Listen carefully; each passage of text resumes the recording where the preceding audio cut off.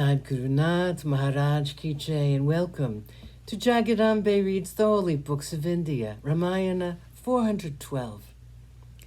As you may remember, everybody was in the Vimana coursing across the sky. They had almost come to the outskirts of Dandaka, and Rama pointed out the ashram of Agastya to Sita. Close by was that of Sutikshna. At the entrance of Dandaka was where Virata was killed, and they saw it from above.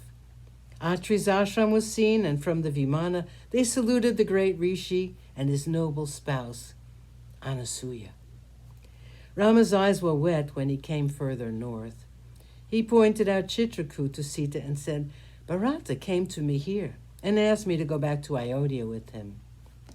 They were able to see the river Yamuna and the grove along the banks of the river, where they had walked and then made a raft to cross over. They had come to the ashram of Bharadwaja. Rama said, "Look at the sacred river Ganga. The waters of this river are gleaming gold in the light of the sun. There can be seen the city Shringiberapura, where Guha is ruling."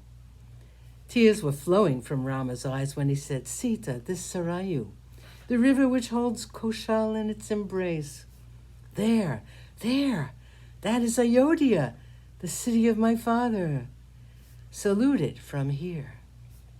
All three of them prostrated to the city, and the Vanaras strained their necks to see the city where their Rama was born, and which would be ruled by him now. Rama proceeded to the ashram of Bharadwaja, and it was the day when the exile was completed. He went to the Rishi and prostrated before him and said, "My lord, I'm eager to know about the welfare of my brother, Bharata. Is he well? Are my mothers well? Are the subjects happy?" Bharadwaja received Rama and listened to his questions with a smile. He said, "Bharata wears his hair matted, even as you and Lakshman have done. He wears soiled clothes and sleeps on the ground. The sandals which you gave him are keeping him alive, and he's thinking only of you. And he's counting the days which should have elapsed before he can see you. Your mothers are all well.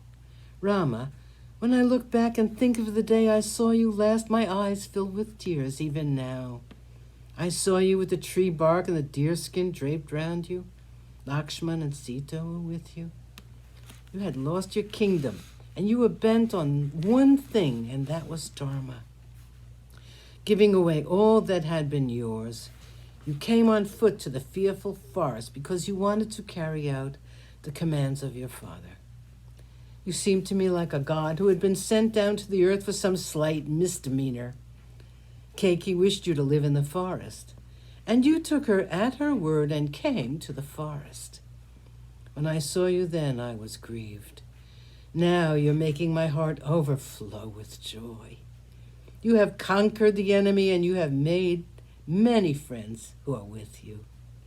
I have been keeping track of you, and I know the misfortunes which have been visiting you in the last few years. I know about the riddance of the Janasthana of the Rakshasas, about your dear wife's abduction by Ravana, your killing of Maricha, Kabanda, and your journey to Pampa. I know about your friendship with Sugriva, the killing of Vali, Hanuman's search for Sita, and the glorious achievements of this devotee of yours. I heard about the bridge you had built to span the sea, and the destruction of Ravana and all his kinsmen. I was told about the boon granted to you by Indra, because of which your friends, the Vanaras, are happy. I want to grant you a boon. I want to be your host for today. You can go to Ayodhya tomorrow." Rama accepted the honor with humility. His mind, however, was set on Bharata, and his eyes lighted on Hanuman. He said, "Hanuman, you heard the words of the great sage. I cannot disobey him. I want you to go as fast as you can and find out if all is well in my father's palace. Go to the city Shringiberapura and meet with my friend Guha, who will indicate to you the way to Ayodhya.